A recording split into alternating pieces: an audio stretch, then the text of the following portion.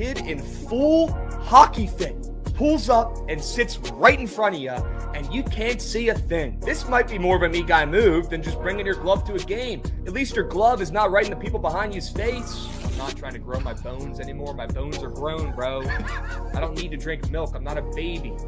You know who drinks milk? Babies and children. I don't put milk in my coffee. I drink black coffee like a grown-up.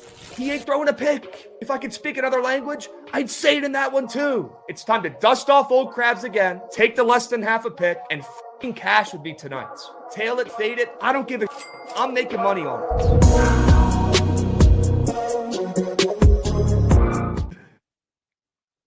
Chat. Check 10-4s. 10-4s. What a great Friday to be back here on BTL. Chat, how we doing? Oh, man.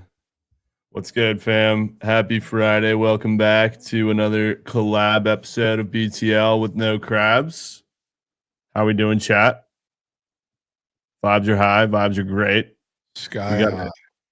We have a action-packed stream for this beautiful Friday. As Sade comes in, splooging tenor. Sade, fuck it. Let's go, Sade. That's how you set tone, my guy. That's a guy who wants it. Goods, we have recaps, right? Oh, we absolutely do. We do? All right. Shout Yeah, out we sure do. We sure do. Lions. Sorry. There you go, Goods. I'm gonna hand it off to Jovan here. Jovan, let's recap. Yeah, shout out the Lions. The me, Trent, Rav collab play on the Lions came home. Trent drove stick there, so cap tip there. But they did job. Hashtag fuck Krabs. Unbelievable. Thanks, Krabs. Unbelievable. Preach. Shout out the Fugazi. Pretty sure we don't have a graphic of that. The Lions were a key piece in that. That's got to be one of the most sweat-free Fugazis you've ever placed. Dude, that was a fantastic, Goods, I'm pulling it up here. Fantastic collective effort. I will say Jovan absolutely carried with two very, very well-priced pieces for the Fugazi and the Flames in South Florida. I love when short lines actually do their jobs. Yeah, It's just the best feeling ever. Both mucked, too. The NBA legs were a little sweaty. NBA legs they were came pretty through sweaty. late. I mean, the sweatiest one, the Jazz are pretty sweaty, but the T-Wolves were fucking around for a while, too. Yeah. I mean, the sweatiest leg was probably the minus 500. Shout Shout out Rav for coming through clutch there. Jazz were making that one sweaty. They showed some serious heart. Shout out new favorite player. What's his fucking name? Robert Pinion? Joseph Pinion. on South Florida. Dude, he was cheeks for a while. I don't even know what his final stat line was. Trent now knows 2 CFB players. Congrats. Yeah. Really getting numbers up there. We love that. Shout out to Fugazi, did job. Not yeah. shout outs to Tom Kennedy. And Shout out the really Lions not and shout out to Amon Ra. Tom Kennedy getting the game ball for a big win for the Lions. Thoughts on that? I mean, he was kind of mucking. He had like 200 fucking return yards. I mean, we're not giving game ball to 3 touchdown Gibbs. Yeah, I mean, It's unreal. tough. You know what, Gibbs, or not Gibbs, Tom Kennedy's probably the reason that the, what was it, day 10 or 10th try of day 1 didn't hit. When Trent says that the kick returns are horrible for props. Yeah. Every single time they go past the 20. The fact that he did it like 4 or 5 times was actually pretty horrible for Gibbs rushing yards in that 50+. Dude, I've been thinking about it for a while. First off, shout out to Gibbs for cashing a season-long Goatwell square. Let's fucking go. That's massive. But I don't know how you find the lab work or what lab you're getting into to where you come up with the script of Gibbs is going to muck his fantasy score and his ability to run on the outside and expose the Cowboys' interior deep. What lab are you getting this fucking information from, brother? My brain does not work like that. It never will. My eyes. Where? What do you mean resources? What resources are you using for that shit, brother? Where do you see that on props.piss? I mean, I watched the games, Trent, for one. I mean, he didn't even have the greatest game on the ground, but it was receiving. Like, the Cowboys defense is pretty soft. Like they're good, but they play a lot of zone. So like if you can take something in the short, they'll give it to you. Not to mention the D line is still good. So like Goff is gonna have to get the ball out of his hands quick. There's only so many places it can go. We're talking about fucking Ross Dwelly and Anthony Ferkser. Gibbs just sold everybody last week. This is his game. And we were talking about the touchdown thing. He doesn't like whenever he scores multiple because when there's a good matchup, he gets fucking fed. He splooges. Either all or nothing. And this is the shit I be talking about, bro. And people in chat, watch the game. You don't watch the games? Chat, I want you to fucking tell me when you were watching for Jahmyr Gibbs' ability to run on the outside and how the Cowboys defense fucking does that versus other opponents. When's the last time you fucking did that? Never. All right? So shut up. You know what you got to try? You got to try one time. Maybe we'll do it for a little bit next week, like a drive or something. I want you to watch Prime Vision on Thursday night. I also just don't watch football and like pay attention to those things nearly as much as a true football ball knower does. Like Big Dave, watching football with Big Dave, I learn something new every time. Yes, and I'm telling you, you would notice so much more, even though you don't like know it like that. Watch Prime Vision for one drive next week. Yeah, for sure. I also have never played football, which plays a big part in understanding like actually what's going on within the game. Whatever. Is there other shit to recap? We got the sharp reports. Yeah. Wait. Krabs. Rav. Yeah. Rav is Krabs. Sorry. There you go. 3 and 2 from me. 2 and 3 from Trent. Damn. 3 and 2 from Rav. T-Wolves, Hook of Ma, Gabe Vincent, 75 fouls. Wizards. Any statements on Wizards? Well, it just goes to show I'm just not seeing them, dude. On what planet am I ever taking the Wizards? Not just taking the Wizards, taking them against the Boston Celtics. What am I doing? Shout out Square of Year, though. Everybody was fucking chirping me for that shit. Cap tip to Simons. Unbelievable legacies. Give you a pass on Tesla because of the Amon-Ra situation. There's not really anything you can do. Yeah, he did cash his gob. Did cash the gob. We're banging for those in the Big 2-5.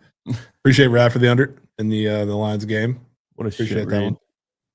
And Ace Bailey, but that under in the Warriors Sixers game, that was a great call. Fantastic. As was Gibbs' targets, and the Jazz ended up being that. So W's. We left that. Great calls. 2 out of 3 win days. How about me calling LeBron a me guy yesterday, and then proceeds to make the most me guyless move in the history of basketball? Literally tossed Rui in the corn with streak online for the win. That was crazy. That was the most team guy move I think he's ever had. If you saw how he walked off after getting that assist, it was kind of a me guy celebration. He put his arms up like, I'm himmy. I made the right play. Look at me. He's still a me guy. I mean, at least he did it, bro. That was cool. He didn't want to do it, and he's not going to say he didn't want to do it, but he knew he had to do it. All the time. No. He wants wins. Bro, celebrating. We're calling him a me guy. Just won the game. Yeah. Just won the game by passing to Rui Hachimura in the corner when he so easily could have gone one-on-one and taken the shot. Dude, Rav would have cashed the most electric 4-man ever. Because Rui threes was his last leg, and that cashed Rui threes, but he lost by 1 PRA from Maxey, bro. Moose shit. Yeah, that was moose shit. Heartbreak. After he airballed, he took the shot with the game in the line. Yeah, airballed. Horrendous. Might ladder Maxey today. That could be a whale. Could be a man. Might be a whale. All right. Let's get into some Sharport plays for today, Gates. Nah. Let's get the Ducks on the card.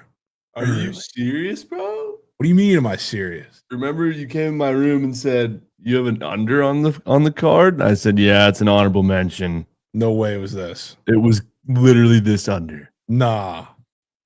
Unbelievable. I need to hear the sell job.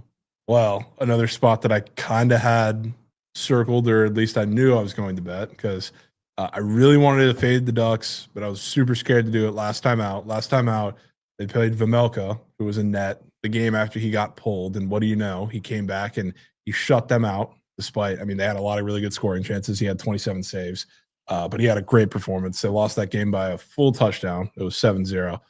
Now you get a game against the Caps, who the Caps haven't given up more than 3 goals in, I think, 7 games now. And Logan Thompson is probably going to be in net. The Ducks goalie situation has been a big-time issue. Husso was in net in that 7-0 game. He got pulled. They brought on a goalie who was making his NHL debut, so neither of them are confirmed, but I don't really think it's going to matter. We're either getting the guy who's got damn near no NHL experience, or we're getting Husso, who is god-awful at this point in his career. I think the Caps hop on them early in this game, but it is a weird game where the Caps are short favorites cross country on the road. I still kind of like them to get it done. I think their offense is going to dominate, but after that game where the Ducks were kind of forced to lay down and the Mammoth beat the absolute piss out of them, I don't think they're going out without a fight. This is like a 4-4 OT game to me, where we see goals plenty. Shocking, dude. I mean, I don't have a style job nearly of that caliber. I just looked at the last 2 games for both these teams, and they both had a touchdown scored in their respective games. That's very fair. I think the Caps won 7-0. The Ducks lost 7-0. Yeah, the Caps put up a touchdown on the Sharks. Dominated them. Dude, Shelly up. Leo TOI is going to be fucking free today, dog. 100%. I had a sneak 4-man. I was sweating that night where there was 2 touchdown scores in the hockey game. And yeah, because the Ducks were down 7 goals, and Leo was just not playing. Yeah, it's Moose Knuck. You might score the first goal tonight. You probably will. Probably will. Thank fuck I didn't put that under on the card. I literally, all I saw was under 6.5 on that paper. I did not see the teams. That's hilarious. Hilarious. We got 5ers from JC Crane. Let's go, Crane. JC Crane, you're Hemi. Let's go. Appreciate you, doggy. Huge. Let's hear what Trent's kicking off the card with, man. Yeah, I'm gonna have to use your assistance here because, as y'all know, I have not spent too much time watching UNT football, but I have watched a couple Tulane games this year, and God, they are knock. They're knock. UNT is a pretty exciting team to watch. They've got a pretty solid offense. Defense is pretty knock. Jovan's touched on that a little bit last night, but I was a little bit shocked to see that they were favored in this one. So I'm going to just lay it with UNT, click and pray a little bit. Thoughts? Click and pray. Yeah. You like your guy Mustamaker? Mustamaker. Hey, look, you have Barry, too. You should start tapping into Caleb Hawkins, the running back. Yeah. I assume both of them are probably going to be at Oklahoma State next year.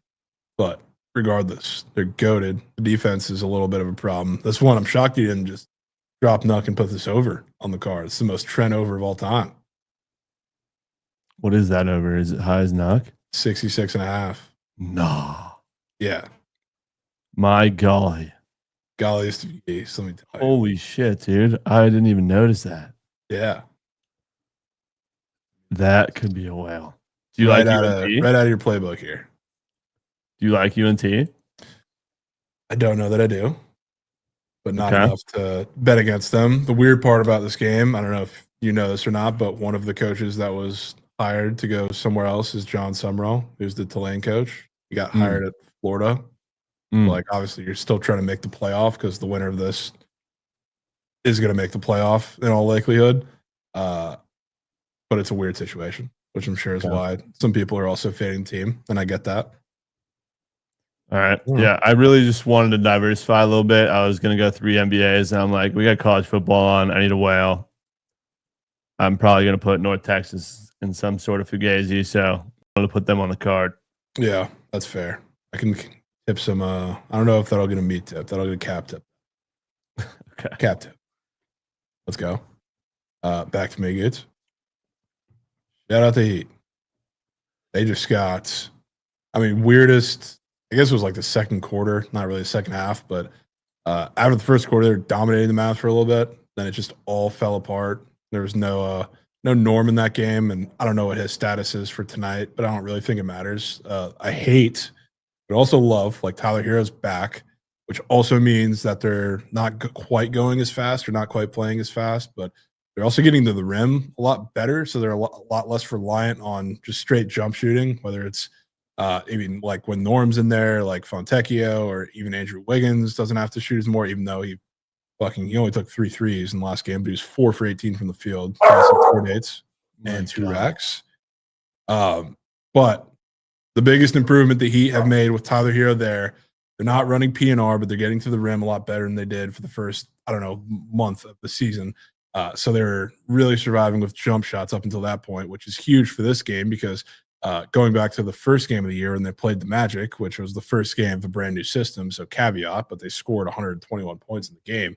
The Magic are one of the best catch-and-shoot defenses in all of the NBA. So I continually fade straight jump shooters and lower volume guys against them all the time, and it typically works out. I've taken Quentin Grimes a couple times against them for that same reason. So now that Tyler Hero's back, I think you get to expose a really weak part of a good defense.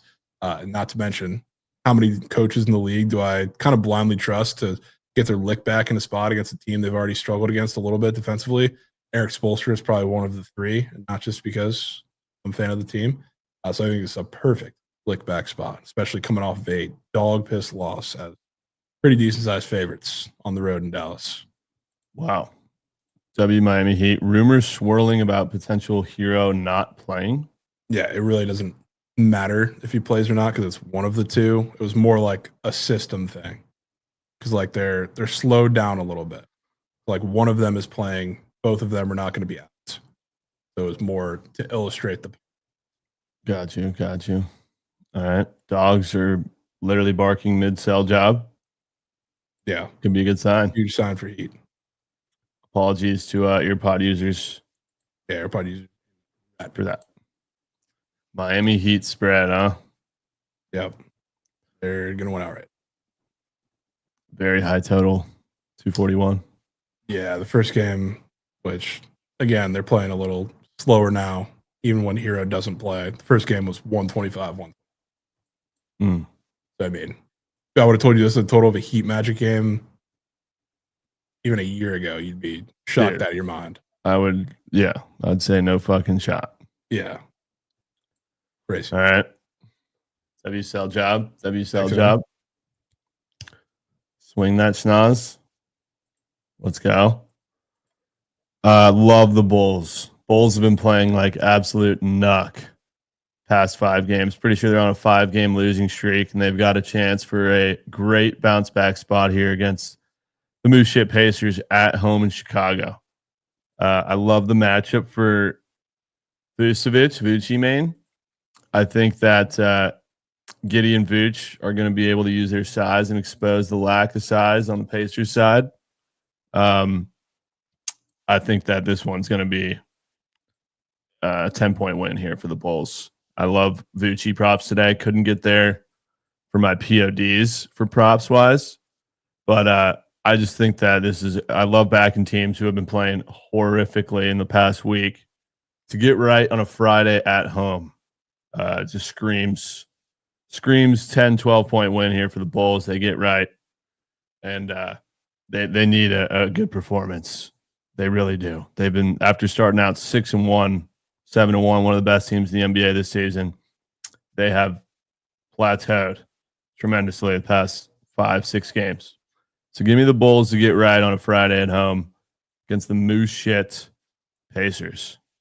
Moose minus J-Off. Shout out J-Off. That might be your biggest threat to the bet, J-Off. Yeah. Crazy. I feel like you haven't bet on the Bulls like at all. No, I usually hate betting on the Bulls, but I feel like I've been kind of, ever since Giddey got there, I kind of like to pay attention to them. So, yeah, Giddey from half. Giddey's fucking goated. He hits his RA every game. It's your new click and pray. Love that. Yeah, he's hit me. All right, swing it back to me. Yes, everybody asking in chat.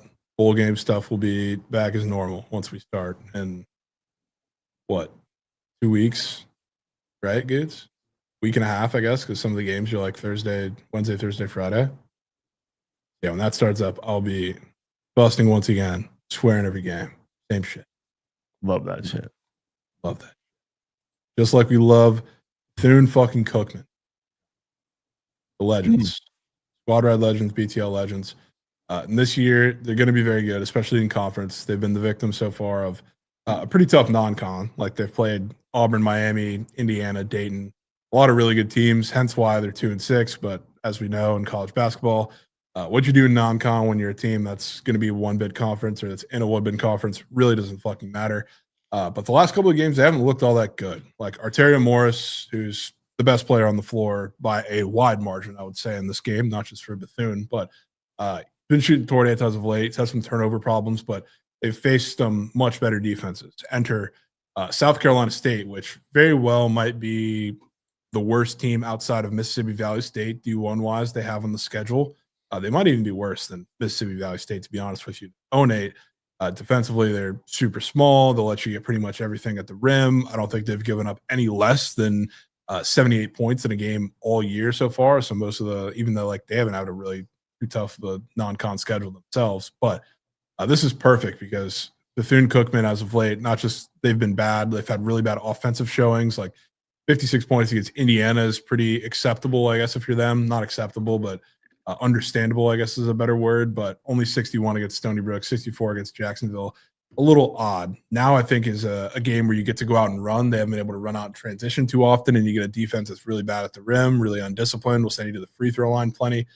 Screams a splooge fest, and I was back and forth between just backing like a team total over for them to just drop Nuck in this game. But I think defensively they're actually pretty solid. They put up great defensive numbers as of late, and you get a team that's very out of structure, out of control in South Carolina State.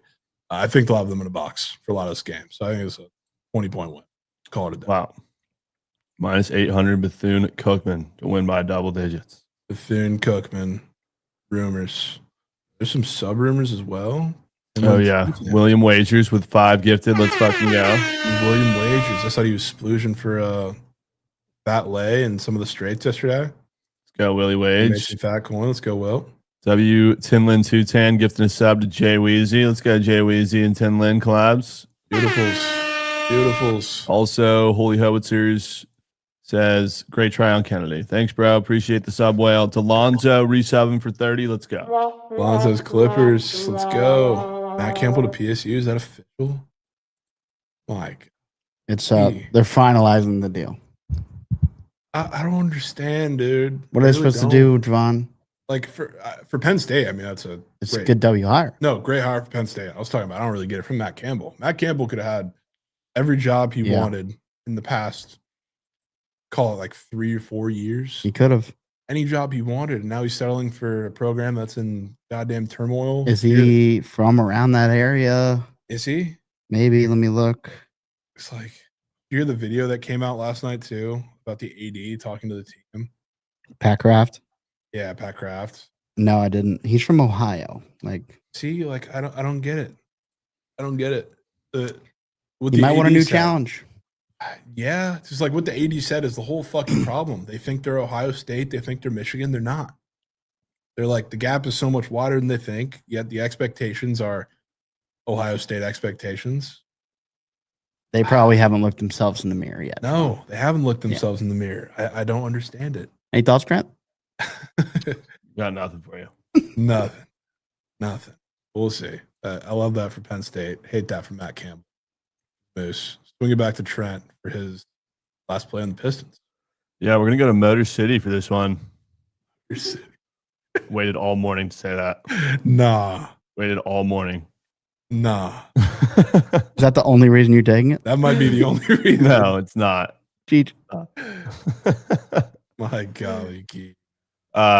Give me the Pistons to cover. Again, another team coming off a loss at home on a Friday. The Blazers have just been playing out of their minds lately. They might just be a pretty solid team, to be honest with you. It'd be somehow managing to continue dropping 25 points with only 3 field goals made is fucking, I don't know how he does it.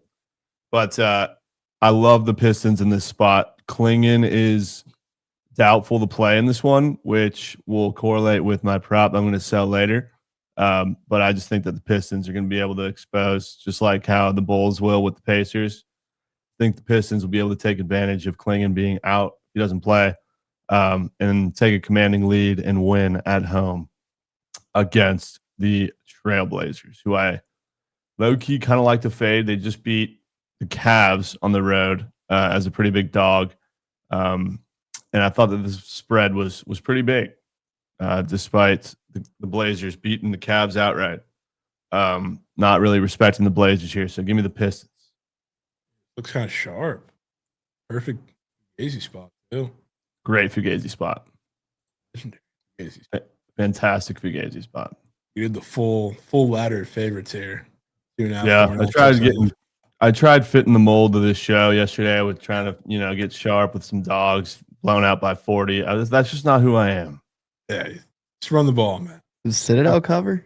Citadel did cover that. Wow. Yeah, shout out to Citadel. Trent's strong leans 16. are just on a different level. I know, and I never sack up and actually take them, dude. The strong leans are that's some of the best product you produce. We'll say. Pretty impressive. I do have a strong lean today. I'd love to actually, hear that. quick. Go ahead and give me the Frogs -6.5. Shit wager alert. Boots on ground. Goot's going to be in urine. Nah. Goots on ground for the Irish. You need my Irish little snow gloves for tonight? Trent, it's 55 degrees. I don't need your snow gloves. Also inside. Is it I'm 55? already decked out. Jeremiah loves under the sweatshirt, so Oh my god. Dude, I need it to get to 57. go Irish. Wait, is it actually 55 degrees outside? It's going to be in the 50s today. Dude, I need it. I need it to touch 56, brother. I'm Wait, seeing. you took the Dallas one too? No, it's just Austin. Dude, I'm do seeing- we not have the same weather? No, dude. No, it's different in Are you different joking? cities. Are you insane? Dude, they don't have Dallas markets on Prize Picks except for the month-long ones. Dude. Month long. I thought that Austin and Dallas would have the same weather. I mean, like Let me look. relatively, but there's a couple degree difference. The projected high I'm seeing in Austin today is 57 at 3 p.m. Oh my god, dude. I could be Jeff. Could be Jeffrey. Come on, son. What weather we're having in Austin? What a catch. I can't. Dude. All right, swing that schnoz. Good squares. No. Dude, I was low-key looking at Jokic. Ah. Thought I'd get chirped for it. Start with Retzlaff. I told you guys I'd probably be taking his rushing yards, and I am in a way because I wrote this up too, and I had, what was his name, Chase Jenkins in the slip. North Texas run defense is really, really bad, with a caveat that their numbers are a little skewed because they're one of like a couple teams to have played Army, Navy, and then Rice. That's 3 fucking option teams. So numbers are a little skewed. They're not quite as bad as like the numbers would say they are, and that's a little bit of a reason why, but they're still really fucking bad. They're also really bad against quarterbacks. And they also have this weird defensive system that we were talking about where if they're in the pass game, which Retzlaff often scrambles for this, they're not all design runs.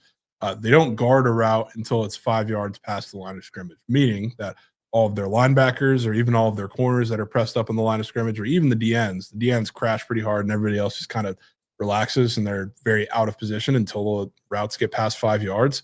So that's one of the reasons why they have a big problem guarding quarterback runs, because they're not very aggressive at getting to either the quarterback or the wide receivers, which is why like Blake Horvath had 100 yards against them. Dwayne Coleman did. Those are the 2 option quarterbacks. Like there was a long run from Chase Jenkins to Cash's not only regular line, but demon line. Brock Lowry had a bunch. Fisher Davenport had a bunch. Byron Brown, Trent's favorite player.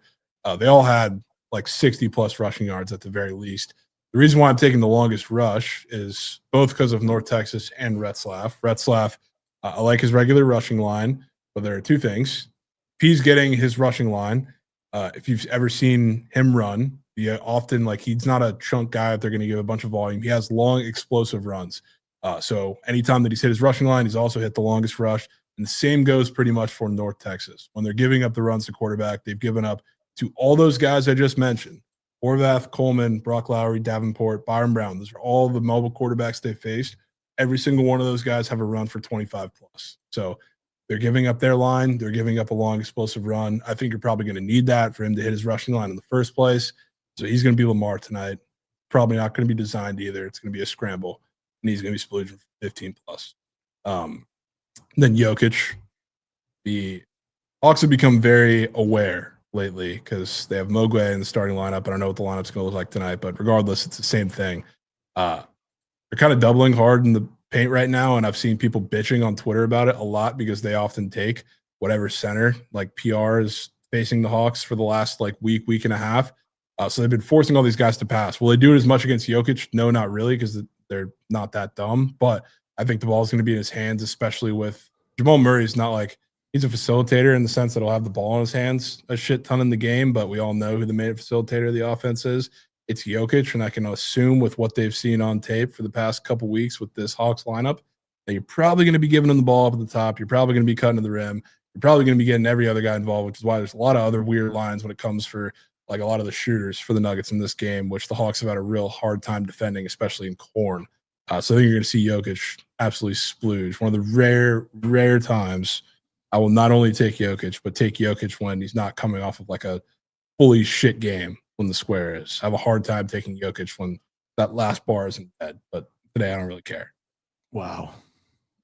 So this has nothing to do with anything he's done in past performances, recent, and everything to do with the X's and O's. Yeah, I mean, love that. If you notice, really any NBA square I take, rarely is that last bar great.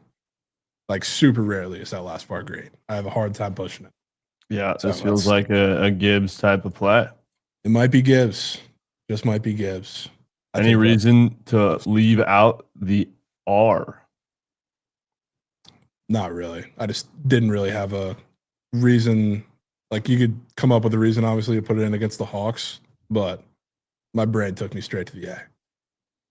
Okay, fair enough. All right, let's go. Super good adult. Great. Retzlaff is Gibbs, though. Great sell job. Retzlaff is. Retzlaff's what? Retzlaff is. Say though. One more time, you cut out. Retzlaff is Gibbs. Retzlaff is Gibbs. Gibbs. Dude, I'm telling you, this is going to be a square that I'm too scared to click on. I'm going to be bitching about it. It's probably going to cash first drive. It just might. Tell me why Anthony Davis is cashing his PRA. His PRA against none other than OKC. And this is, you rarely will see me back somebody to go over anything against this Thunder defense. But as we all know, the Mavs or the Thunder love playing down to their competition when they play the fucking Mavericks. It's been that way for the last 3-4 years.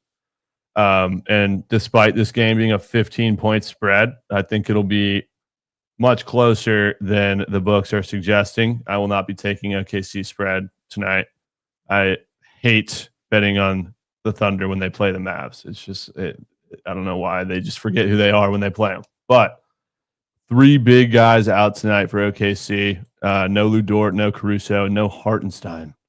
Chet is playing center, which is going to be interesting to watch him go up against Anthony Davis. Anthony Davis has played the Thunder 6 times in his career. He's gone over this PRA line 5 out of the 6 times in those games. I don't know what the Mavs game plan would be other than to fucking make AD just take over the entire game. Cooper Flag is going to have a big involvement as well. But when I just think about how this game's going to go, I know I have never won a wager on fucking Anthony Davis, but it's more of a plums play.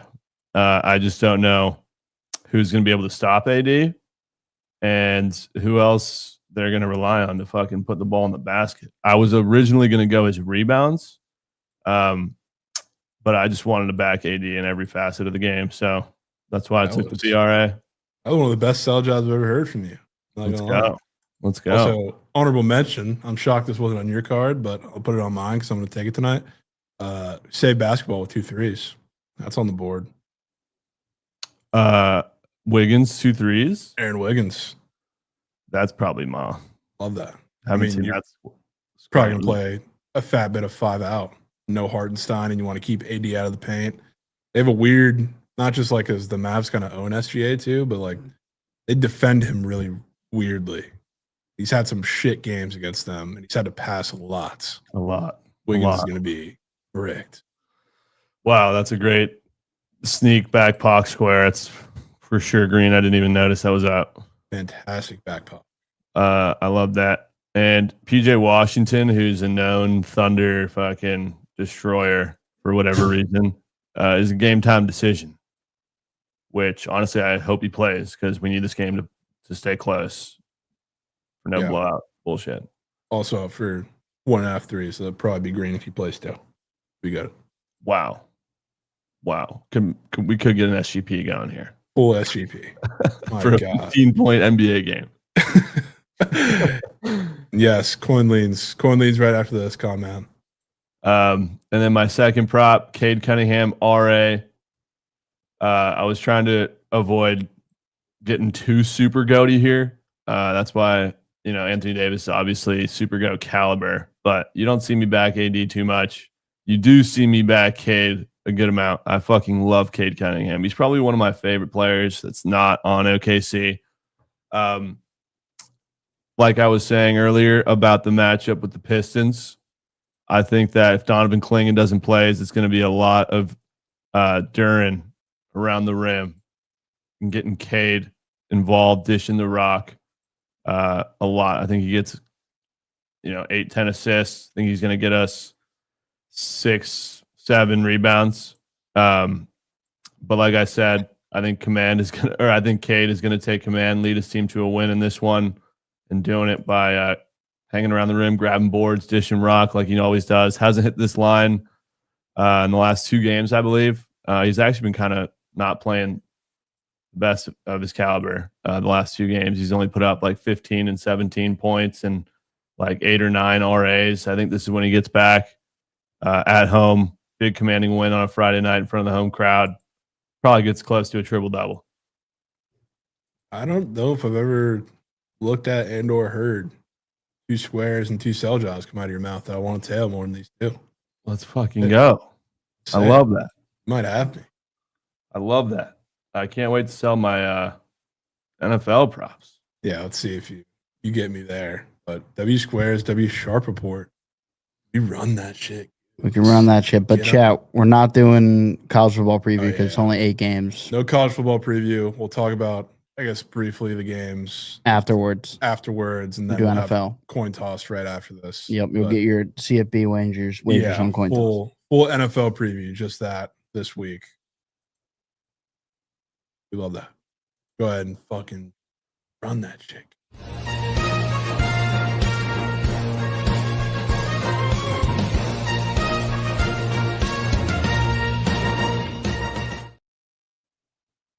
Start with Krabs' favorite segment, the Snooze Fest. And Trent is taking Shador Cam Ward, best friends under. Yeah, I mean, I'm going to be completely honest with you. Might have been in Duff for those last 2 sell jobs, but I kind of took the easy way out here on these 2 totals. Not the biggest total better, but for the sake of the show, had to fill in with an over and an under here. And I'm clicking praying the lowest total I've seen in fucking eons in the NFL. And rightfully so. 2 absolutely moose knuck teams. Browns and Titans. You look at those 2 logos, SEC matchup. It's tough weather in this one. It's going to be points coming at a premium with these 2 quarterbacks under center. And Shador and Cam Ward. Honestly, kind of like the Titans to win this one outright, but I don't really have too much about the X's and O's. Myles Garrett is just going to fucking have it Mike's way probably once again. But we've watched these teams over the last 14 weeks, and it's impossible for them to fucking get across the 50. And I don't expect it to be any different in this one. And I'm sure that the weather in Cleveland can't be too nice in this game. If it's probably going to be snowing or at least fucking hella cold. Definitely not favorable for these 2 young quarterbacks. It's going to be hard to put points up. Field goal is probably going to be really tough to get involved with. I mean, the books know this game's going to be fucking disgusting. Under 33.5. It's crazy total, but I'm willing to click and pray on that one. Yeah, and some likely snow showers, it says in Cleveland. Come game time. It's going to be sweaty. That could play pretty heavily in your favor. Yeah. I would get at you for click and pray, but I did kind of click and pray Browns under last week. So same train of thought. Plus you go under? The one, yeah, I did. The one down here is not quite click and pray, but it's more trust the fucking good defenses instead of bad offenses. Yeah. Weather's not great in Kansas City either. You're probably not going to see snow, but it's going to be like 20 with heavy wind down there in Kansas City. And we just saw the Chiefs splooge, which they didn't win, but that was the first like offensive outburst that we've all watched. It feels like in a while from them where they actually looked like halfway dominant, or at least you can kind of call it that. Thanksgiving against the Cowboys, and now had a little over a week for that, but you get to play. I mean, what one could argue is the best defense in NFL right now. The Texas defense has been absolute menacing to pretty much everybody they've played. Plus, these are two like heavy man coverage teams. Talked about it on Thanksgiving, and the Cowboys did a great job switching it up when it came down to it, like in the second half of the game. Cowboys played a lot of zone throughout the year. They switched it up. They played man. Patrick Mahomes is great against zone. He's been horrible for his standards against man coverage this year. The Texans really don't have to play zone because they can man you up across the board. Tough matchups with like Rashee Rice, sure, but you can't run the ball against the Texans, which not many teams are able to because how good their front seven is. I don't care if you have Patrick Mahomes. I don't care if you have Rashee Rice. I don't care if you have 40-year-old Travis Kelce and Xavier Worthy. Tough sledding. So, like, I think this is going to be a low and slow game. Hot take. I mean, this game fucking screams under. But I think this is going to be a game, one of the margins. I also really don't trust C.J. Stroud. And he looked better, I guess, last week against the Colts team that dealing with a little bit of injuries. Their defensive line is not fantastic. So, like, the Chiefs' defensive line is going to get after him a shit ton behind that offensive line that had him protected pretty well last week. But we all know what that offensive line is. So I think this is going to be who's going to knock first. Just low and slow mistake game, kind of like the playoff game ended. W unders. I like that. Let's go. Maybe some more fun here with an over segment gets shootouts. Yep. Similar vibes here on my cell job, like the last one. Click and pray over in Buffalo, Cincy. I don't think you could set the line any higher. I mean, I think you could set the line higher. I still think it'll go over. This game is going to have 67 points. Pause. But, I wouldn't take the Bills this week. I think the Bengals are going to be able to expose that knuck defense over there in Buffalo. And Joe Burrow is not someone I want to bet against right now. But we all know that the Bills are capable of putting up points. That Bills defense is going to be the reason why this game goes over. And I think the Bengals could potentially find a way to squeak this game and make that division even more interesting than it already is right now. And somehow they're still in the conversation for the playoffs with a 4-8 record, which is absurd. I don't know how that's even possible. But, I would not be laying the juice with the Bills in this one. I think the Bengals are going to be able to at least cover their team total. Put some points on the board. We know the Bills will do the same. Give me the over.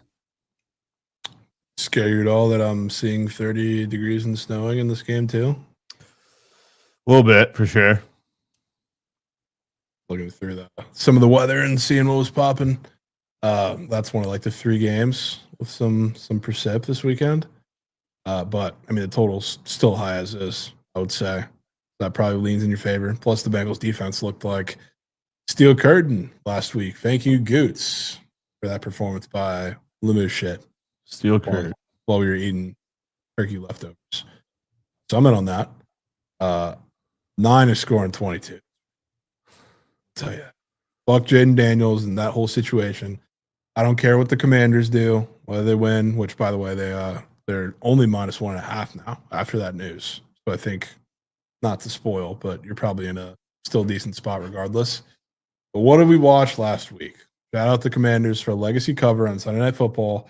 They looked pretty good against the Broncos, but we were all sitting there just watching and in moose shit as they refused to run the football against a moose shit run defense, and they paid for it a little bit. They won the game, but that was the only reason the game was close. They thought Bo Nix was good. I don't know why they stick to that. They threw the ball with him a bunch of times like they were trailing in the game and a horrible game script. When really all they had to do was run the damn ball. No matter if it was with RJ Harvey or bringing McLaughlin, he was actually running pretty well. But regardless, what do you think the Vikings are going to do? Not just because they've done it so far, pretty much every game he started. You don't lean on JJ McCarthy. Lean on the run game. You lean what you can do in the short game. This is a very undisciplined Commanders defense, and they're coming off of a shutout, which It was a Max Brosmer shutout, and it was a crazy spot. Undrafted free agent quarterback on the road against second best defense in the league, I would call it. You can argue that with the Texans, whatever it may be. But just a horrid spot. Now you get to play maybe the worst defense remaining on your schedule right now, and one that you don't have to beat them through the air like a lot of the other defenses JJ McCarthy has played. So like he doesn't really have to do all that much. He doesn't have to win them this game. He doesn't have to score them the 22 points. He just has to manage the game well enough to get them there. And I think whether it's either of the running backs, they're going to be doing a hell of a job in this one. Don't want to even bother picking after last week, but they're going to do what the Broncos refused to do for the entirety of that game. Run the hell out of the rock, and they are going to chunk play the Commanders in this game. Score 20. Wow. Beautiful. Chat, dude. Should 9 go in the Surge? Thoughts on that? Making a Surge debut? I don't know, man. 9 and Surge. Would just Could feed. good feed. What else could feed? Jack already in the Surge, bro. Come on, Coop. Check Surge. Here's some favorites, man. Oh, Carey. Yeah. Favorite on Carey. You already got your first Surge leg here. Reveal Yep. chat. Yep. To be honest with you, I actually shockingly had a hard time finding some favorites I was willing to go to the grave with here and actually cover the spread. The Chiefs on primetime. There's no other better way I want to get tucked in on the Surge than Mahomes and the fellas going up against the Texans at home. Definitely very scary matchup with that defense. Defense is for real, for sure. But I'm not ready to write off this team quite yet like everybody else necessarily is. I think that they are still going to find some way, somehow squeak into the playoffs. I just don't think that Mahomes in early December at home is going to lose again. I just don't see it. I have to see it to believe it. Not so much an X's and O's type play here, but more of a gut check. It's going to be an ugly game, as Jovan was hinting at with that under and that cold weather. But I think that definitely favors the Chiefs way more than it does the Texans. And I mean, home field advantage in Arrowhead in December is a tough place to play. So give me the Chiefs to handle business on primetime. Carey, take us home. We just got to get there. Shout out the Chiefs. Shout out Carey. Aaron Judge is on the World Cup draw stage. No. Krabs going to absolutely lose it. No. My God. I like that play. I'm going to go with the Colts. The last time the Colts won in Jacksonville, it was Andrew Luck versus Blake Bortles in a blowout. 2014. No. There is insane voodoo magic when it comes to the Colts going to Jacksonville. They simply cannot win. I don't know what it is. I don't know what the Jags have over them. Obviously, there's been a lot worse Jags teams in the interim since then. You had the spot a couple of years ago with Carson Wentz going there with the playoff spot on the line, and they got absolutely destroyed. I don't know what the voodoo magic is, but it ends this week.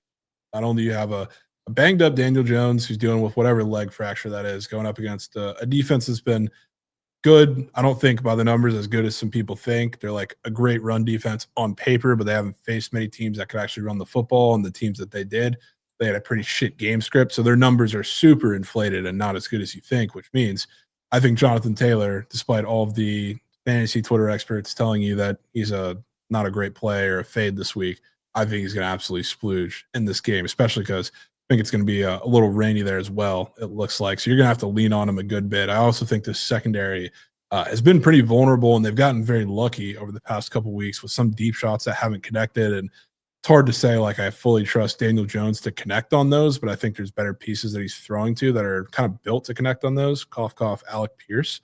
I think as much as I love the Jags and I love what the defense has done and the numbers they've put up so far, I feel like there's not a more ironic and better spot for everything to catch up to them than this game that you probably should win on paper against the Colts with a banged up Daniel Jones. You got a great run defense on paper going up against Jonathan Taylor. It's going to be rainy. It's going to be weird. You've had dominated them for the last decade, quite literally, in Jacksonville. Everything screams Jags. I think this is a perfect spot for the Colts. Should like remind everybody they're not the best team in the NFL like they were for the first couple weeks, but still here. Liam Cohen falls flat on his face. This is our knock. This is our shit. Need it. Need it. Talk about some dogs. Jets +3, huh? Talk about click and pray. Yeah. Bears respect your coin. Bears are without a singular doubt a click and pray. Without question. But I will say with confidence that the Bears will win one of the next 2 matchups they have against the Packers. They will win one. This one, however, is in Green Bay, which is going to be much tougher of a game.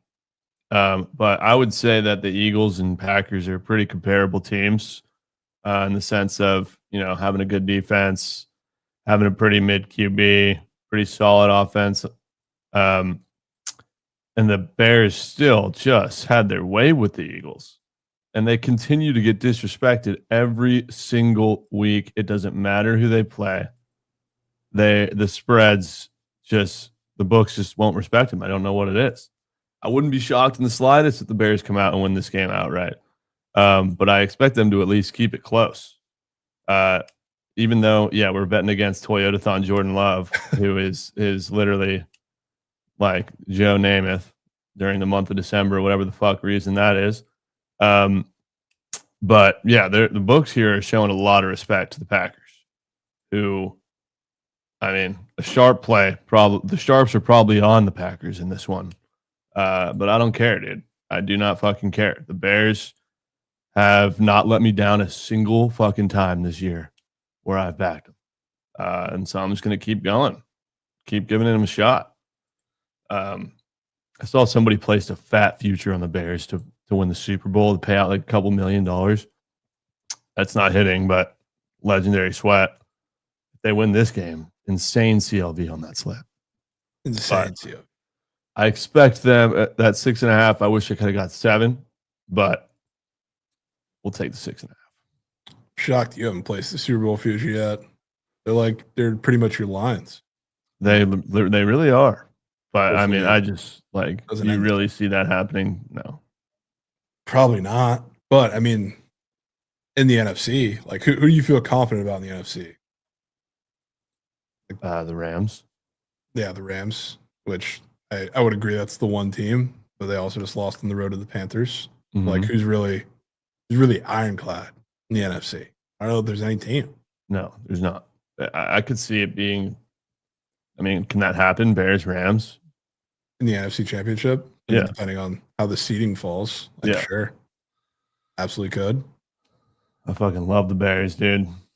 Yeah, they're goated. I think there's a shit wager this week, but tip cap, click and pray after. They've been against the sharp side for a couple weeks now. Yeah. So, won't all pay. We'll see. I like the Jets this week in good bits, which usually I bet on them after just getting a crazy.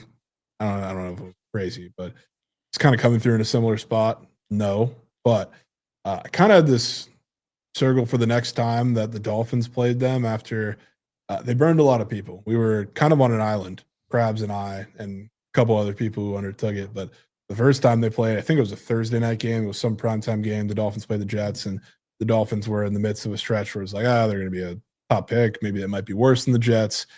Tua came out and he had a really good game. They dominated in the run game, which is the place where you want to attack the Jets. And he came out on top relatively sweat-free. The issue with that, though, one of the reasons that I felt comfortable taking the Jets was not only because the Dolphins could not really lean on Tua, but Justin Fields was the quarterback. Now, this week, Justin Fields is once again out. The Jets' offense has looked so much better with Tyrod, and they are a lot more willing to, toss the ball deep and let him throw the ball because, frankly, he's able to do that. So now the Dolphins are coming off a couple of games where they haven't looked very good, I will say. They dominated the Bills, and they looked fantastic in that game. But out in I forget where the game was, Germany or wherever the Commanders game was. They didn't deserve to win that game. They came through in overtime. The Commanders honestly played a lot better than the final score would show, but their offense didn't look good. That was a 16-13 game. Last week against the Saints, too. I mean, frankly, they should have came a lot closer to losing that game as well. So it's kind of 2 games they've been edging now, and they came out with pretty close wins without covering the spread, I guess, last week. Now you get to go on the road with Tua once again in the snow where people love to fade him. And I think this Jets team is going to get another win this one. And keep A-Chain, I guess, relatively bottled up on the ground. They did a decent job last week in that fashion, but I think this is ultimate draft spot. I was happy you didn't put them or weren't thinking about putting them in the surge because I think that's your same spot as last week. Devon Achey. Devon Achey. Shout out Big Cheesy with 5 gifted. Favorite BTL show of the week. Rare Trent words. Probably just talking about Fridays. Trent's Ron Mux has officially reached a 50-month stream streak. My goodness. Ron Mux. Shout out Ron Mux. Ron, dude, how did the PLL polls end up being? You get any sick cards? Super fractors? Any supers? Need some supers. All right. On to some meats. You pulled a case hit. What was it, dude? What was the case? Pretty sure it was CJ Kurst, who was the number 1 pick last year. Oh, let's The go. Water Dogs. It's obvious. Holy JJ Miles just said, fuck Ron Mux. Here's my 60 stream streak. Let's go. Shout Z Edwards too. Wow. You missed yours. Sorry, Z Edwards. All right. Meat on tape, Rams, bounce back spot.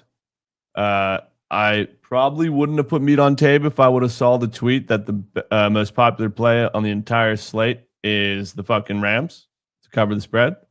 But regardless, I love backing teams coming off a absolutely horrific, brutal loss to a horrific org. To bounce back. They are on the road, and they are playing against a divisional rival, which is a bit scary because those are usually some sharp spots to take. But for me, it doesn't matter. I think the Rams, they were playing such good ball going into that fucking Panthers game.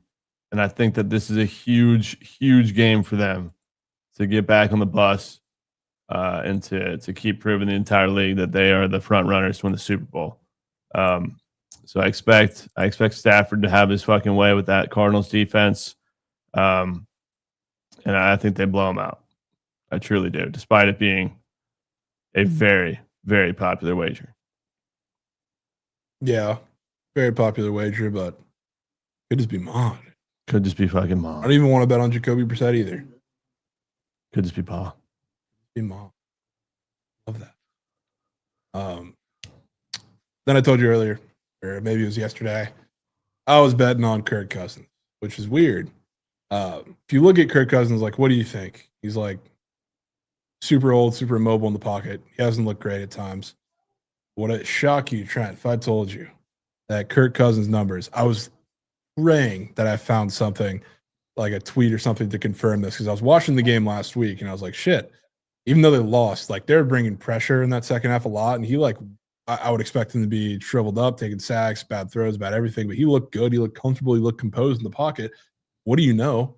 His numbers against the blitz this year are some of the best he's put up in his career, which obviously it's limited sample size because he's only been there for a couple games, but this is old post-Achilles Kirk. And we saw like he's been bad a couple times at games, but the Seahawks love to bring some pressure. It's one of the reasons their defense has been so good. I don't know if they're going to want to do that too much in this game, especially because one of the reasons that they are one of the worst teams in the league against tight ends, shout out Hawkinson last week and really a lot of them for the last couple of weeks. And as you're about to point out, they give up a lot to the running backs is because they bring that blitz. Unlike previous times, and we can even say unlike with Penix and what he did in this offense at times, which was some super frustrating shit a lot of the times because like Bijan wasn't getting fed in the receiving game as much as he should. Neither were some of the other short options. Kirk with the blitz, one of the reasons why his numbers look like they do is because he's become a lot more comfortable dumping it off. And I think Kyle Pitts is going to have a massive game, and you rarely hear me say anything nice about Kyle Pitts because he is a horrid football player, but he has a beautiful matchup. And everything about this spot, I mean, the Seahawks have an unbelievable record on the East Coast. I've seen that a billion times. So going to these teams on the road, they've been absolutely fantastic. They've been out a couple this year that we've even bet on them in spots like that, like the Jags game that they came over here. Going to Atlanta is different. This Atlanta team is not very fucking good, but let me tell you, I think for the first time and maybe the only time when Kirk Cousins has been the quarterback, I think they have a really good matchup against a tough defense because everything that this Falcons defense has been good at, and that's splitting hairs because it's not very many things, the Seahawks defense kind of gives you the opportunity to do, as I kind of just told you. So like now they just lost at the Jets in MetLife in New York. You're coming back home. You're playing a team who's been absolutely dominant, and you're going to hear the road slurpage for the entirety of the game, entirety of the week leading up to this game. This is where Kirk comes out and he absolutely shocks you. And knock on wood, I've been pretty good on Falcons games for or against them, really, especially in Atlanta. I think this is a spot where Kirk has a chance to beat the Seahawks. I love it. I love it. W play. Huge W play. We got some squares. We Dalton have fucking. Yeah. Dalton fucking Kincaid. I don't like betting on Dalton Kincaid too much. Just because Bills always are just dispersing the ball all around. And it's usually fucking James Cook, Muck and Chow. But the Bengals allow the most yards to opposing tight ends in the entire league. They absolutely muck them. And so I'm going to take advantage of that nugget and lock in Dalton Kincaid's receiving yards in a game where I think it soars over, in a game where I think the Bills have a chance for a potential losing game script. I love Dalton Kincaid to muck. It is 40 yards. They're not asking for too much. Reliable target for Josh Allen. Going to need the Bengals to put up a good fight and force Josh to throw. I love that square. I absolutely love that square. I think they're like the worst defense against tight ends historically, like to ever exist right now. And that's not an exaggeration. I think that's an actual statistic. There's never been a defense worse against tight ends. And yeah, for that reason, for some reason, he's going to turn into fucking Tom Kennedy. The week I take it. I full transparency. So Big Cheesy asking Kincaid's going to play. I didn't even know he had any injury questions or anything. So if he does, I'm cooked. Down. Back. We lagged. There you go. I was saying, full transparency. I didn't check injury reports. I just expected he was going to be playing in this one. So that could be knock. Yeah, he didn't last week. Well, fuck, dude. He better fucking play. Yeah. Seems like he's going to be up and moving. But we'll see. If not, I mean, you can take Dawson Knox. He doesn't play. Yeah. Same reason. All right. And then Bijan receptions. I love this play. The Seahawks allow the most receptions and receiving yards to opposing running backs in a game where they're +7 dogs. I think that they're going to absolutely feed Bijan and rely on him to be a big part of that passing offense. The Seahawks defense also allows a fuck ton of yards to tight ends as well, which correlates with what Jovan was saying about Kyle Pork. But I think that I would much rather rely on the hands of Bijan to turn green than I would Kyle Pork.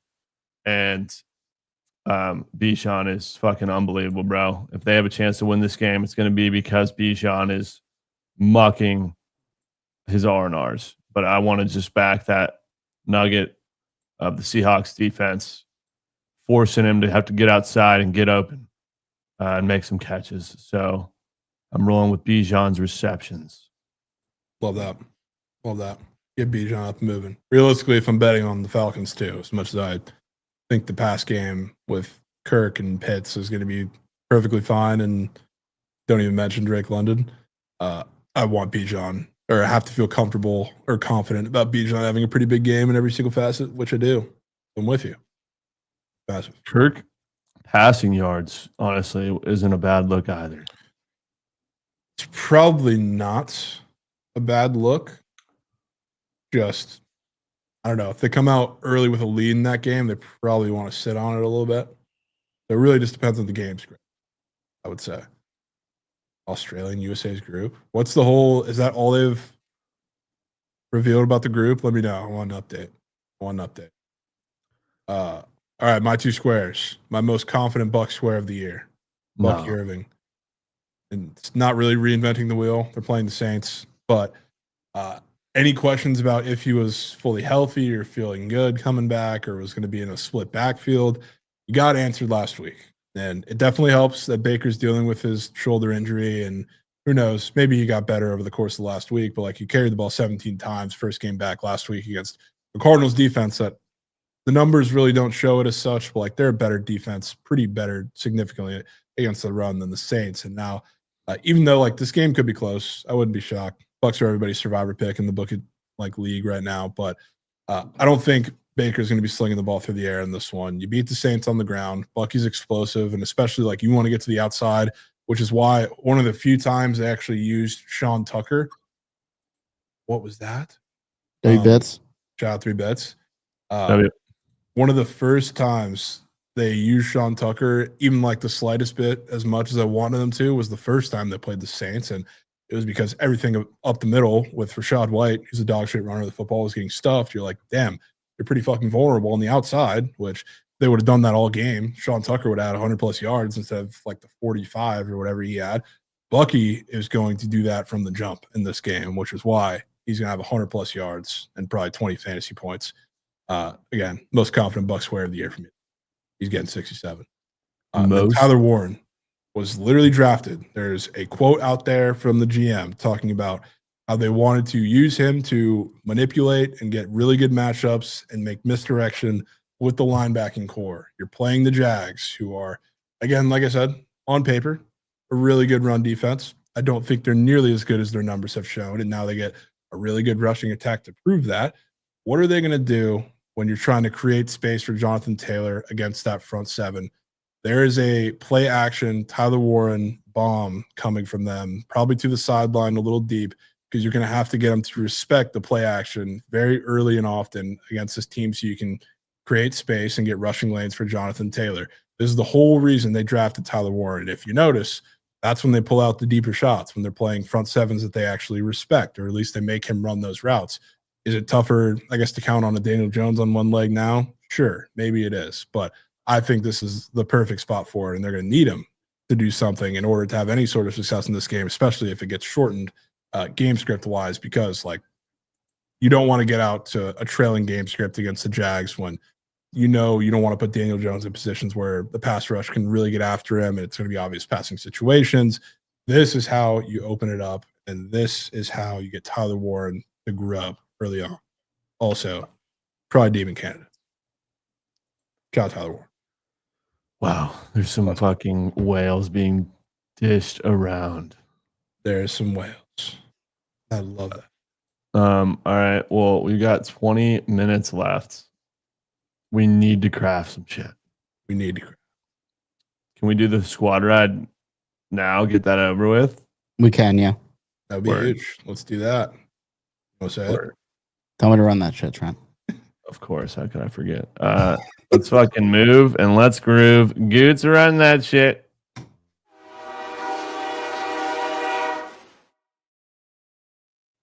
Certain ties. Certain ties. Trent, I'm curious. What is your favorite play? From my card? Yeah. Either probably the Pistons. Pistons. Let's go to Motor City. Go to Motor City. Let's go Pistons. Let's go Caps Ducks over. Let's go Heat. Go. How many are we looking to add? 4. So we can go. How you feeling about the Bulls? I was gonna say Bulls and Pistons. All right, there you go. Bulls, Pistons, Heat, Caps Ducks over. Wow. I don't know what they're gonna Uh-oh. I might be lagging here. Heat. Am I Okay, go lagging? for it. No, you're good. Caps stuck over Heat, Pistons, and Bulls. Correct. Yes. Trying to see that trend. Beautiful. Ron Buck saying Trent is like Kincaid Yeah, with his longest reception.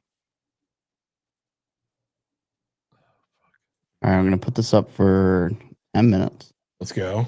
Up there for 10 minutes, absolutely marinating. Love Marinating. that. Have plenty of time to get your votes in. Didn't the last Trent squad ride come through? Technically, I mean, we were all on the lines last night, but it came from Trent's card. I mean, it was a Trent squad ride. It was no Jonah Tong, Jacob DeGrom under, thankfully. That's pretty scary. Ron, longest reception. How does that not fucking hit? But it's greener than Ma's casserole. All right. While we get that up and moving and incubating, go vote for the squad ride. What do we want to craft? I think we craft one weekender bender slip Need a format. for tonight. I feel like, yeah, we need a format. Right? Unless, I mean, would it be any different than the Sharp Report format? yeah, I was going to say maybe we don't have too many different squares without 3 of us and just 2 of us. It would probably be those squares. Let's make a bender then. Yeah, I want a bender. I really want a fucking bender. Real quick, though, need Goot's big football game on Saturday between Salisbury and Hopkins. I mean, we're gonna get knocked. Oh. So you can find a spread on that game. Unbelievable. Take the Blue Jays. Unbelievable. 6-man bender. 6-man bender, you say? And I'm nominating 3 of our NFL squares. I don't know about Kincaid. Okay. Only because of the injury bullshit. He's probably playing. Probably playing, but I guess we don't want a bender with the DNP potentially. Yeah, or 4 NFLs. What's our framework here? Is there anything included tonight? Is there anything worthy tonight?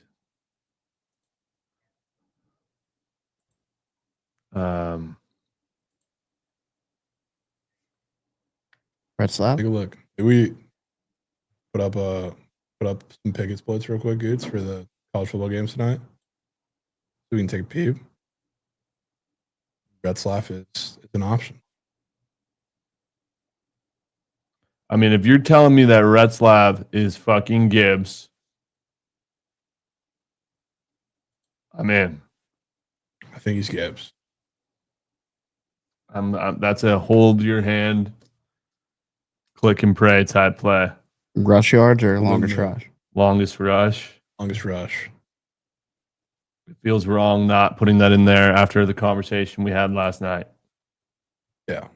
Gotta be.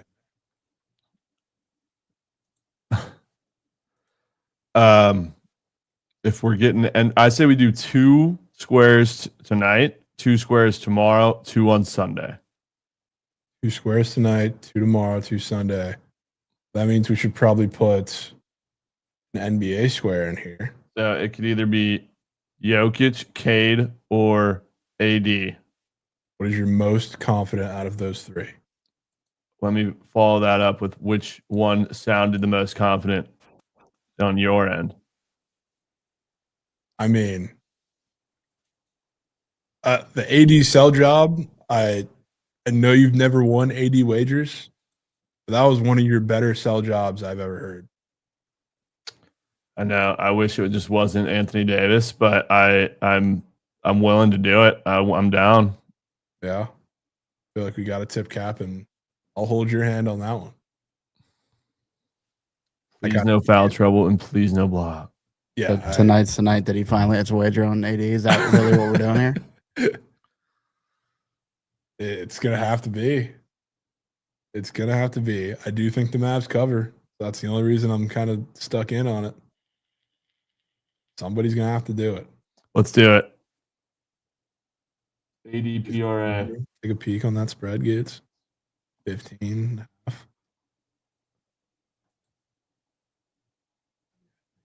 think they're in there.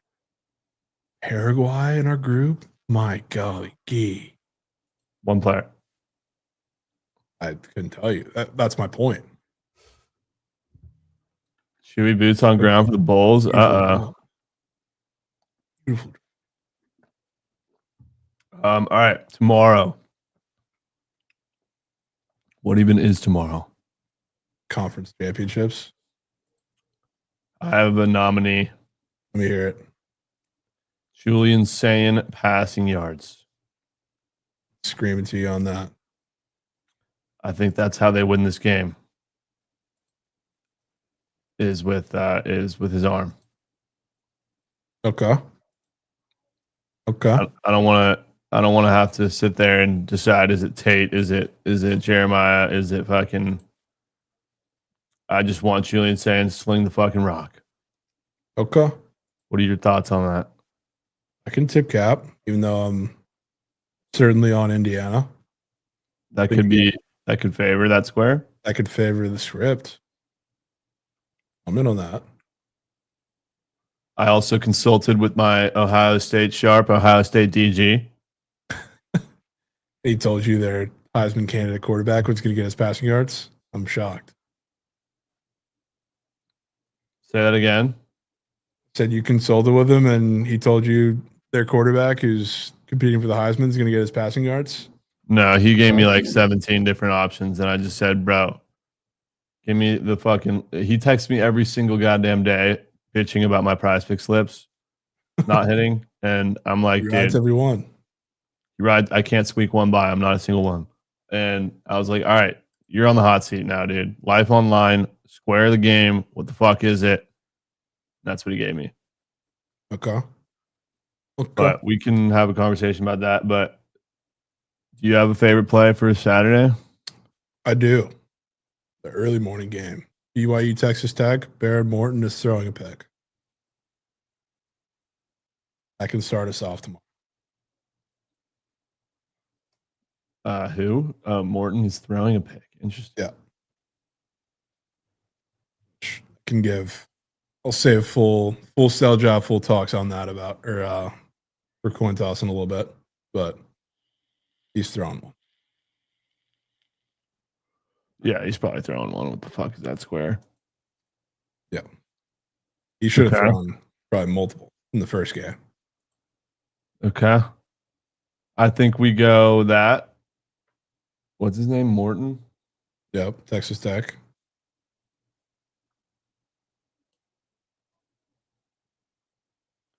Last two squares. I think Bucky Irving and Bijan. Two super goats. Just the way we want it. Bucky Bijan, tuck me in spots. It's great tuck spot. Give me 40x. God damn it. Why are some of them 40x and some 37.5? What do you mean? Like sometimes when you make a 6-man, sometimes it's 40x and sometimes it's 37.5. Is it like, does it say that on the payout or like the first place No, competition? no, it says that on the payout. Oh, I couldn't tell you. Bijan against our number one run defense. Let's take a look at the square, my guy in chat, and tell me if that has anything to do with the number one ranked run defense. That'll be 4.5 receptions for an extra nugget. I feel like that came together kind of nicey. That did come together nicely. Are you actually sold on saying, or are you just being a yes man? I'm pretty 50-50. Like I think Indiana's going to win the game. You And truly believe that? I do not think they're going to completely hold down that passing attack. Like something's got to give.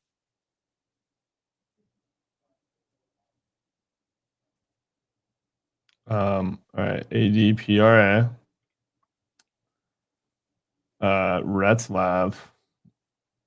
I've never locked one of these squares in my entire life. I hope you know that. Yes. I don't lock them in too much either. Like I much rather am with you. I like the actual yard sweats.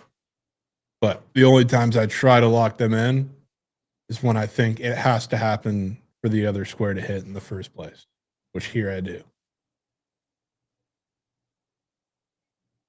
Okay, and then it's still college football. We're going pass yards for Sayan.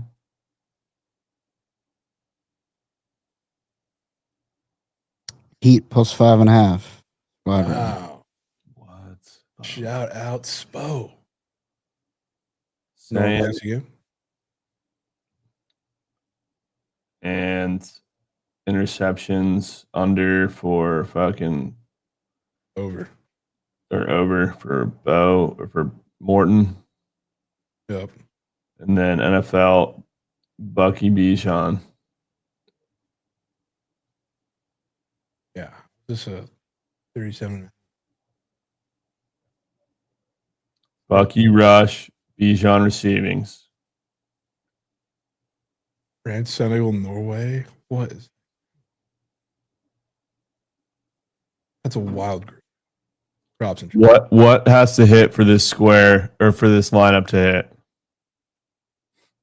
What do you mean? Like if blank hits, we win. 80 and Sam.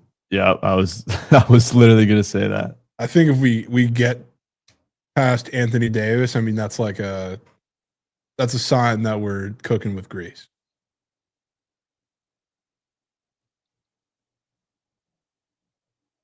It sure is. That's a sign that we got some magic cooking, which would be beautiful. Would love just a big first half out of him, man. Huge first half with the Mavs, maybe winning at half. I mean, that would be ideal. Just absolutely. Yeah, I was hoping we could craft up like a fuck ton of slips, but I'm gonna just call it on that. Yeah. And then I'm sure we'll have a 4-man for CFB on coin leans. A couple minutes. Eat a fugazi. Yeah, this is also a good point. Yeah, it's also. I mean, I don't know how often he's going to get sacked. It's not the biggest concern with North Texas, but it does save you from that potential too. I say we lock in quick fugazi. Quick fugazi. Let's take a look. North Texas. I want you to start it off with the framework before you click North Texas real quick. Framework. What's the I framework? nominate Bulls Pistons potential. Okay. Boone Cookman is our fat favorite in this one. Bulls Pistons kind of are super juicy. God. It's perfect. Cookman might not move need. Might not move need. We'll see what we need.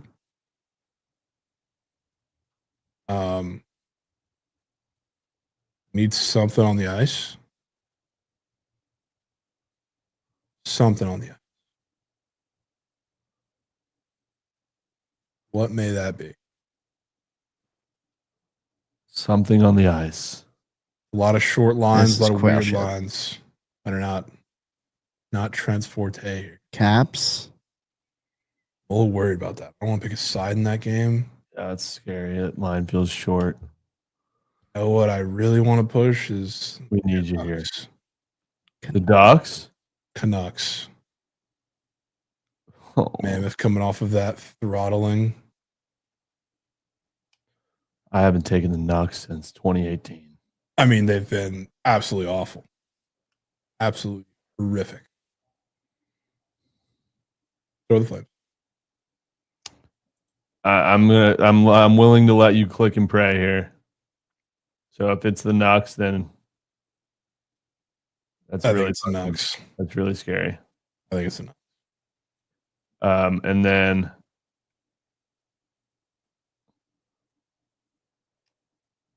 I know that I'm in love with you. I know it's not screaming at me like it was yesterday. I'll speed it up here. Yeah, speed it up. I don't know if I'm willing to Ron. I don't know if I'm willing to sign off on that. We might need to craft after. Yeah, we can craft after. That's the framework. The framework. Might have to sneak a fat dog in there. The Heat might have to go in there. Could put the Yeah, we got to play around with payout. But it'll hit the feed. It'll hit the feed after we're done, I'm sure. Yeah, I'll post the chat when I have it figured out. W stream though. Head over to the YouTube channel. We're about to do our live episode of the coin toss for the college football games for the weekend. Appreciate you guys tuning in, hanging out. W episode, W show. Let's have a hell of a weekend. Muck some clam, make some coin. I'll see you guys in the YouTube right now. Let's go.